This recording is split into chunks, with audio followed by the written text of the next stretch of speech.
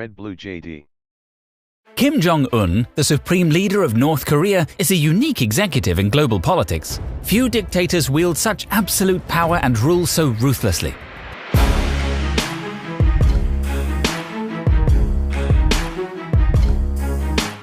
Ndabasuhuje mwese. Jackson Semahoro niko nitwa.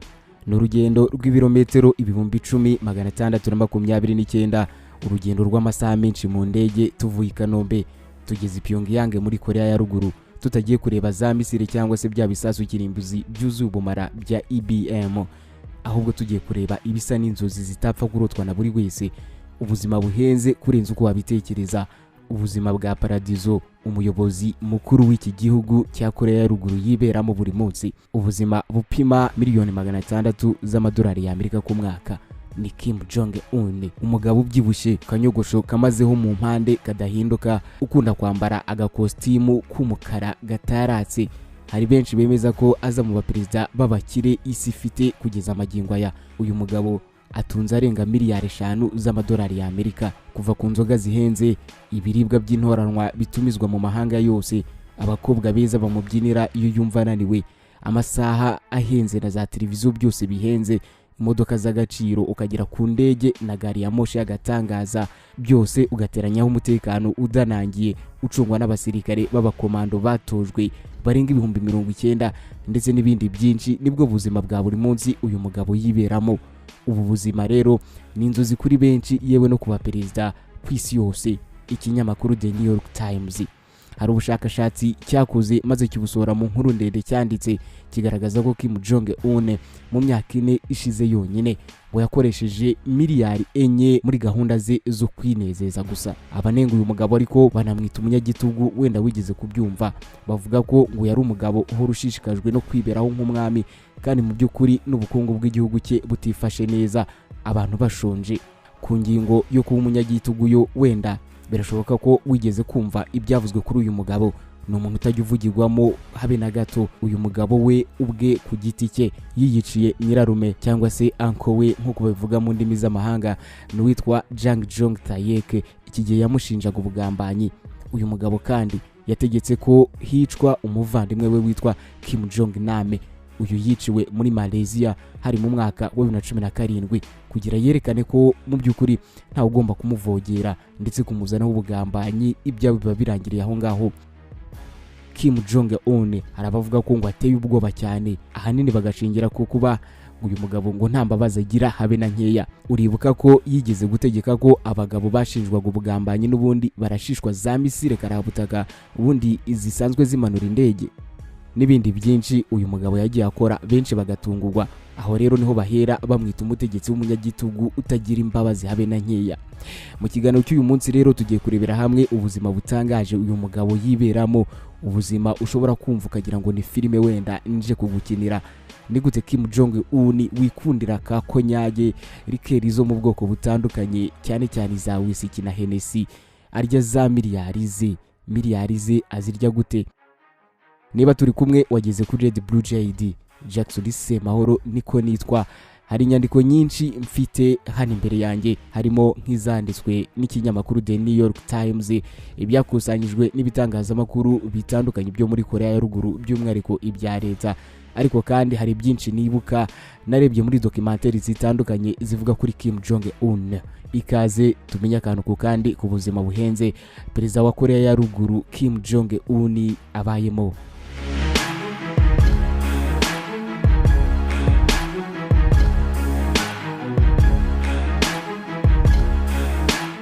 Kim Jong Un ni umwe mu bakuru b'ibihugu babaho mu buzima buhenze kandi bunatangaje, ku buryo uyu mugabo ngakoresha asaga $600,000 z'amadolari y'Amerika ku mwaka. Aya rero nagerageje kuyashyira mu manyarwanda, nsanga arenga miliyari 510 z'amanyarwanda mu note n'ibiceri bikoreshwa nyine hano mu Rwanda. Uyu mugabo yarihaye koko. Huffington Post ni ikinyamakuru cyanditse inkuru ndende ivuga kuri Kim Jong Un. Iki kinyamakuru cyavuze ko uyu mugabo w'imyaka 38 ubwe ngo ashobora kuba atunze miliyari 5 z'amadolari y'Amerika. Ku mwaka umwe rero ngagakoreshamo asaga $600,000 z'amadolari y'Amerika. None aya mafaranga ko ari menshi uyu mugabo yakoresha mu biki? icyo ni ikibazo. Menya ko amenshi ariko ayakoresha agura ibiribwa ndetse n'inzoga bihenze kandi bigatumizwa hanze mu bihugu bitandukanye by'amahanga yose. Bivuga ko Kim Jong Un akunda gutumiza ibiribwa binyuranye bituruka hanze y'igihugu nk'inyama z'ingurube zo ku rwego rwo hejuru ziva muri Denmark, ibiribwa bikomoka muri Iran, ibiribwa bikomoka mu Bushinwa ndetse yewe n'inyama z'ibimasa zituruka mu Buyapani. Ni ibiribwa Huffington Post itangaza ko ngo bibarirwa mu mamiliyoni y'amadolari. Byose rero bigomba kuza bikimeze neza, mbese bikiri fresh. Niba ari inyama z'ingurube, dore ko zikunda nazo zikaza zikimara kubagwa ako kanya. Atitaye ku kuba inzoga zoroha kuzibona hangaha mu gihugu cya Korea ya Ruguru, dore ko abenshi ari abasomyi bo ku rwego rwo hejuru, Kim Jong Un we yikundira kunywa inzoga zatumijwe hanze y'igihugu cye. Mu gutumiza inzoga rero Kim Jong Un bivuga ko ngo akoresha asaga miliyoni 30 z'amadolari ya Amerika, ubwo nasaga miliyari 25,500 hafi aho ngaho z'amanyarwanda buri mwaka, yose akayatakaza ku nzoga zihenza atumiza hirya no hino mu mahanga ya kure. Inzoga zikaza zikimeze neza. Inzoga Kim Jong Un akunda cyane ni inzoga ya whisky ndetse yewe na konyake, ariko kandi ntagapfa kunywa ibyo abonye byose, dore ko yikundira inzoga zihenze cyane nka konyake Hennessy. Amacupa y'inzoga zo ku rwego rwa mbere za konyake Hennessy ashobora kugeza ku 2,145 y'amadolari ya Amerika icupa rimwe ryonyine. Izi ni z'umugabo yinywera gusa. Kwa Kim Jong Un iwe mu rugo uhageze, mu by'ukuri usanga hahora ibirori, mbese mu mvugo z'abiki gihe ngo hahora hahiye, cyane ko akunda gusurwa n'ibyamamare bitandukanye akabyakirira iwe mu rugo mu nzu ihenze cyane y'akataraboneka imeze nko mu ijuru. Mu by'ukuri Kim Jong Un rero n'umwe mu bantu bakunda cyane umukino wa basketball, ari nayo mpamvu afitanye umubano ukomeye n'uwitwa Dennis Rodman. Uyu niba mumuzi yahoze akina uwo mukino. Dennis Rodman rero numwe mu byamamare bikunda gusura cyane Korea ya Ruguru. Iyo rero ibyamamare binyuranye bisuye Kim Jong Un ngo bazimanira inzoga zihenze ndetse n'ibiryo aba yatumije hanze y'igihugu, ibiryo biteguye mu buryo butangaje, ubundi ikirori kikaba ikirori koko. Ubwo Dennis Rodman yaravuye mu gihugu cya Korea ya Ruguru gusura Kim Jong Un, ibitangazamakuru bitandukanye byaramwegereye.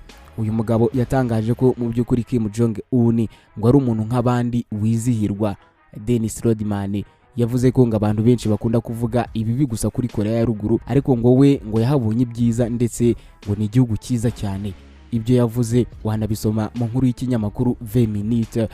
Dennis Rodman raconte ses vacances à Corée du Nord avec Kim Jong Un. Ni inkuru yasohotse kwa gatanu Ukwakira mu 2017. Rodman mu magambo ye yavuze ko ngo ubwo yariyo ngo basangiye inzoga zo mu bwoko bwa vodka, bagakina umukino w'amafarashi ndetse bakanafatanya kuririmba karaoke. Rodman ati iruhande rwe hahora abantu hagati ya 50 na 60, ni abantu basanzwe baba banywa za cocktail baseka igihe cyose. Niba unyweye icupa rya tequila, ibigomba kuba ari ya tequila ya mbere. Buri kintu cyose wakenera aba afite icyiza mu byiza. Best tequila. Everything you want, he has the best. Uwo ni Dennis Rodman. Kim Jong Un uko mureba afite ubwato bwihariye agendamo, ubwato bw'akataraboneka. Kim Jong Un atunze ubwato bwihariye kandi buhenze cyane buzwi nka yacht. Dennis Rodman n'ubundi n'umukinnyi wa basketball akaba n'inshuti y'akadasohoka ya Kim Jong Un, yatangaje ko ubwo bwato ngo buresha na metero 60, bukaba kandi bufite agaciro ka miliyoni 8 z'amadolari ya Amerika. Ubwato bwa Kim Jong Un. Kim Jong Un ni umutunzi, ibyo byo ntawe bijyaho impaka. Uyu mugabo akunda kwidagadura ndetse cyane, afite centre y'umukino ya ski ndetse n'ibibuga by'umukino wa golf bihenze cyane. Kim Jong Un akunda cyane umukino wa ski, yubatse n'ikibuga cy'uwo mukino kiriho ibyumba za restaurant ndetse n'ibindi binyuranye, kikaba gifite agaciro ka miliyoni 35 z'amadolari ya Amerika. Kim Jong Un kandi ngo afite ibibuga byihariye akiniraho golf. Yateye ikirenge mu cyase Kim Jong Il nawe wakundaga cyane uwo mukino. Buri kimwe rero cyubatswe hakoreshejwe miliyoni 3 z'amadolari ya Amerika. Imirimo yo kwita kuri buri kibuga ikabitwara asaga miliyoni 500 z'amadolari ya Amerika buri mwaka. Kim Jong Un kandi akunda imikino y'amafarashi cyane, kuko nko mu mwaka wa 2008 kwita ku mafarashi atunze byabarirwaga miliyoni 62 z'amadolari y'Amerika ku mwaka kugira bite ku mafarashi uyu mugabo yari atunze, dore ko atari makeya. Kim Jong Un kandi akunda kureba filime cyane ku buryo yubakishije icyumba cyihariye azireberamo. Ni icyumba cya sinema nyine, kikaba ari icyumba kinini gishobora kujyamo abantu barenga 1000 bose bicaye ntawe ubyigundi. Nubwo bitemewe bibujijwe n'amategeko kuzana muri Korea ya Ruguru filime zivuye hanze yayo, Kim Jong Un we afite DVD ya za filime zibarirwa ku 20,000. Huffington Post itangaza ko uyu mugabo gakunda cyane amafilime ya kera yakinwe n'abanyamerika nka Rambo, Godzilla, Friday the 13th ndetse n'izindi zinyuranye z'abanyamerika, ariko zitari iz'ubu ngubu nizakinwe mu myaka yo hambere uyu mugabo yikundira. Kim Jong Un umugore we yitwa Lee So-jun, barakundana cyane ku buryo bugaragara rwose. Aba bashakanye mu mwaka wa 2009 mu bukwe bw'akataraboneka bwabereye muri Korea ya Ruguru. Kim Jong Un rero azwiho guha impano cyane zihenze uyu mugore we Lee So-jun yatoranyije mu bandi amagana akamwambika impeta mu mwaka wa 2009. Gusa umugore we gusa aho impano, kuko Kim Jong Un azwiho no kugira ubuntu iyo bigeze ku bayobozi bakuru bafatanya kuyobora igihugu. Urugero nko mu 2010 uyu mugabo Kim Jong Un yahaye abayobozi bakuru muri iki gihugu cye bagera ku 160, buri umwe yamuhaye imodoka yo mu bwoko bwa Mercedes Benz ndetse n'izindi mpano zitandukanye zamutwaye agera kuri miliyoni 11.7 z'amadolari y'Amerika mu mpano gusa yaguriye aba bantu be ba hafi mu butegetsi muri Korea ya Ruguru i Pyongyang. Mercedes Benz rero nibwo bwoko bw'imodoka Kim Jong Un akunda cyane. Kim rero akaba afite imodoka yo mu bwoko bwa Benz S600, yongeyeho ibikorwa by'ubwirinzi bitandukanye byatumye iyi modoka ihita igira agaciro ka $1,700,000 by'amadolari y'Amerika. Hirya y'ibyo ariko Kim Jong Un kimwe n'abandi bakuru b'ibihugu agira indege ye yihariye agendamo, private jet. Ni indege yagiyemo mu mwaka wa 2018 ubwo yakoraga urugendo rurerure ajya muri Singapore, aho yari agiye guhura na Donald Trump. Iyi ndege rero yitwa aryoshya 62M. Ibyo ariko ntibihagije, kuko uyu mugabo yasanze atagomba kugenda urugendo rurerure ajya kuri indege, ahubwo yahise yubaka ibibuga by'indege hafi y'ahantu hose afite amazu, ku buryo indege ye ariyo ihahagurukira yonyine, ikaba ari nayo iharwa yonyine. Nta mpamvu yo kwigora kuri uyu mugabo ni Kim Jong Un. Kim Jong Un rero akunda umuziki cyane, by'umwihariko za piano. Ikinyamakuru The Time cyatangaje ko Kim Jong Un afite piano zibarirwa muri 30, buri imwe rero ikaba ifite agaciro $64,451 by'amadolari y'Amerika. Kim Jong Un rero yategetse ko hubakwa pariki nyaburanga muri Pyongyang ndetse na parike y'ibikoko byo mu mazi ya Monsu. Parike ya Pyongyang rero muri iyi minsi imirimo yo kuyubaka irakomeje, nimara kuzura abazi neza ibyayo bavuga ko ngo izaba ari urukerereza abagenzi. Koko Kim Jong Un yayishoyemo agera kuri miliyoni 10 z'amadolari y'Amerika kugira yubakwe, ndetse bisa neza ibirimo byose buri wese yakenera kurebamo. Kim Jong Un rero yaguze kandi hoteli ihenze. Ni hoteli ifite umwihariko wo kuba ireremba hejuru y'amazi, mbese n'ubwato bunini cyane bwibereye mu mazi. Ni hoteli y'inyenyeri 5 ikorerwamo ibintu byinshi bitandukanye. Aha rero harimo ibibuga byinshi bya tennis, utubyiniro cyangwa se night clubs, piscine cyangwa se bwa bwogero bugezweho, utubari na za restaurant zihenze, ukongeraho n'ibyumba bya VIP byiza cyane birenze uko wabitekereza. Iyi hoteli cyangwa se ubwato bureremba yerereye muri Australia. Kim Jong Un avuga ko ngo ari impano yihereye abanyakoreya muri rusange. Ibyo byose rero ongeraho na gari ya moshi y'agatangaza. Gari ya moshi Kim Jong Un agendamo ifatwa nk'iy'amayobera, ndetse yewe ntisanzwe nk'uko byanagarutsweho mu nkuru ya The New York Times. Bulletproof, slow and full of wine, Kim Jong Un's mystery train. Iyi ni inkuru yasohotse ku wa 27 Werurwe mu 2019.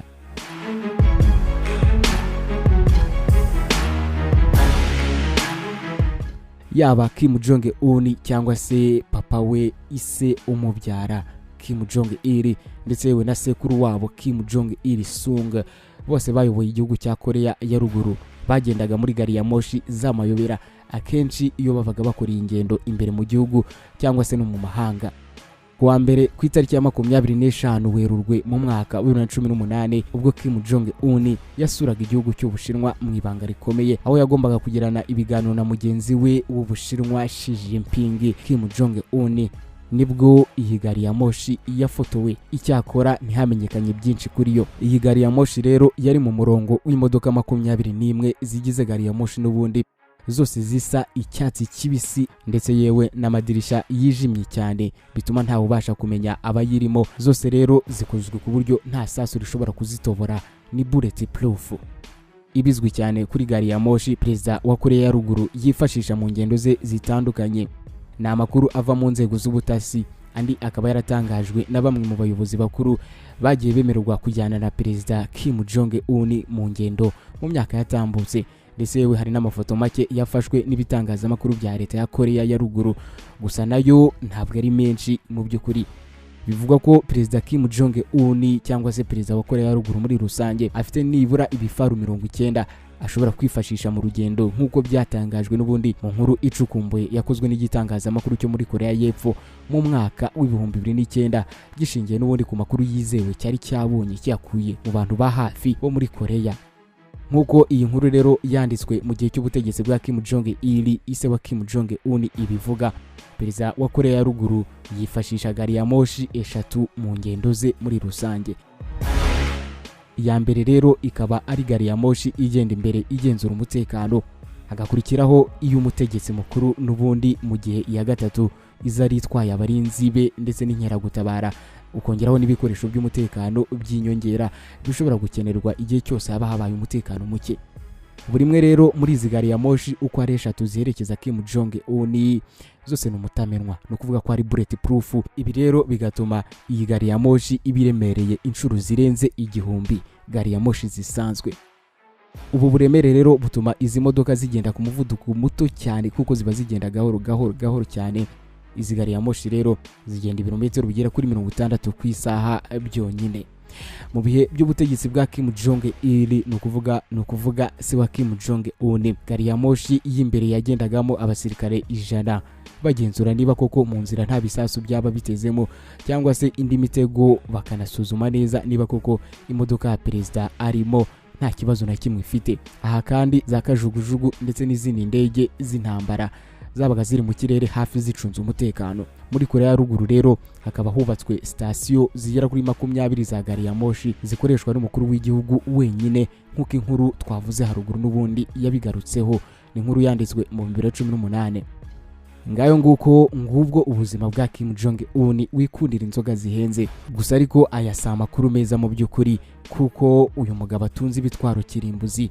Benshi bavuga ko umunsi umwe ashobora kuzasinda kuko akunda inzoga nyine isi yose maze akayimishaho ibisasu. Nuko nsoje, ndabashimiye mwe mwese tubana. Red Blue JD nicyo kirango, naho ubundi nge nitwa Jackson Semahoro. Ibihe byiza nibyo mbifuriza.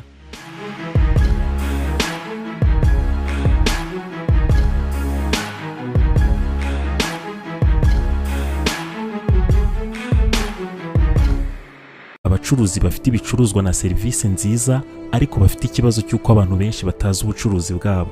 Hari icyo wakora ibihumbi n'ibihumbi by'abanyarwanda bakarara bamenya ibikorwa byawe.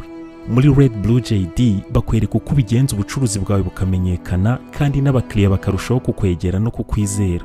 Bafotora ibikorwa byawe, bagasobanura ubuziranenge bwabyo, bakanabimurikira abakiriya. Bafotora abageni, bakanababikira video z'ubukwe bwabo kuri YouTube ku buryo nta kibazo cyo kongera kubura amashusho cyabaho. Abaririmbyi babakorera amashusho y'indirimbo zijyanye n'igihe, bakanabafasha kumenyekanisha ibihangano byabo. Abantu basobanutse bamaze kumenya ibyiza byo gukorana na Red Blue JD. Abakorera munsi y'isoko rya Kimisagara werekeza Nyabugogo. Wahamagara kuri 0788 36 53 55. Byigeze bikubaho kwitabira ibirori, inama cyangwa se ibindi bikorwa bikaba uhari ukabikurikirana kuva bitangiye kugera bisoje, ariko nyuma y'ukwezi kumwe ugatangira kwibagirwa bimwe mu bice by'uko uwo muhango wagenze kandi wari uhari? niba urimo kureba aya mashusho ni uko udashobora kwihanganira kureba amashusho no kumva amagambo atari meza. Turi miliyari 7 z'abantu kuri iyi si. Abarenga miliyari 4 muri twe dukoresha interineti. Buri wese muri twe arihariye, ateye ukwe, afite ibyo akunda ku giti cye adahuje n'undi uwo ari we wese. None niba dutandukanye, kubera iki twagira ubwoko bumwe bw'ibirori? Kubera iki inkuru zacu abantu bazi barakimwe? Ntabwo bikiri ibanga ko uwo ari we wese ko uyu munsi Red Blue JD ari kompanyi ifata amashusho ikanayatunganya igakoramo inkuru cyangwa se ibyegeranyo bidashobora guhaza ijisho cyangwa se ugutwi ko ari we wese inshuro imwe. Red Blue JD ni inkuru yo kubara, ariko cyane cyane ni inkuru ivuga uburyo abantu bafata amafoto meza y'ubukwe n'ibindi birori. Inkuru y'uburyo babika amashusho y'ibirori n'ibindi bikorwa kuri interineti, ubwo ukabubonye uburenganzira bwo gutunga amashusho yawe ubuzima bwose. Nta muntu nzi wakoze ibirori, inama n'ibindi bikorwa ngo areke gushimishwa no kongera kugira bya byishimo cyangwa se kwiyumva nk'uko yiyumvaga cya gihe. Ibi bikaba atagombye gusubiramo bya birori, ahubwo akabikesha amashusho n'amafoto yafashwe mu buryo bwiza. Umuntu wese uvuze ibirori bishingiye ku muryango no ku mibanire abavuze ubukwe. Uvuze ubukwe bwagenze neza abavuze amashusho n'amafoto yabwo yafashwe neza. Uvuze amashusho n'amafoto yafashwe neza mu bukwe, mu nama no mu bindi birori abavuze Red Blue JD. Red Blue JD ni indi nyito bakoresha iyo bashaka kuvuga filime mbarankuru zikozwe mu mashusho meza n'ubutumwa butava mu mutwe w'uwabwumvise. Hari ikibazo kimwe kirebana n'iyi ngingo. Ibi byose mwabikoraga mute Red Blue JD itaraza? Abakorera munsi y'isoko rya Kimisagara werekeza Nyabugogo. Wahamagara kuri 0788 36 53 55